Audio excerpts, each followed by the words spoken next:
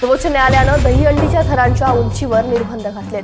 दहीहंडीचे थर हे 20 फुटांपेक्षा जास्त उंचीचे नकोत असे निर्देश जे आहेत ते सर्वोच्च न्यायालयाने दिलेत। आणि यानंतर बातमी दहीहंडी उत्सवाची। यंदाची दहीहंडी नियमांच्या चौकटीतच फुटणार आहे, कारण नियमांच्या अटी संदर्भातील पुनर्विचार याचिका सुप्रीम कोर्टानं फेटाळली आहे।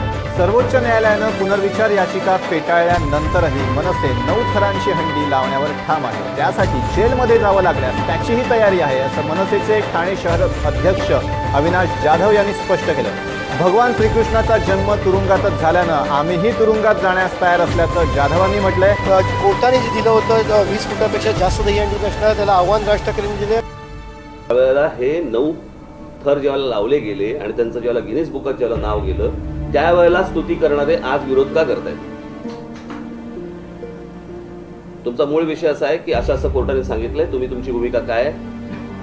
दहीहंडी पहिल्यासारखी साजरी होणार, तुमच्यावर कंटेम्प्ट ऑफ कोर्टची कारवाई होण्याची पूर्ण शक्यता आहे। मराठी भाषेसाठी आम्ही अनेक वेळा जेलला गेलेलो आहे। मराठी सणासाठी जर जेलला जावं लागलं तर आम्ही मागे पुढे पाहणार नाही।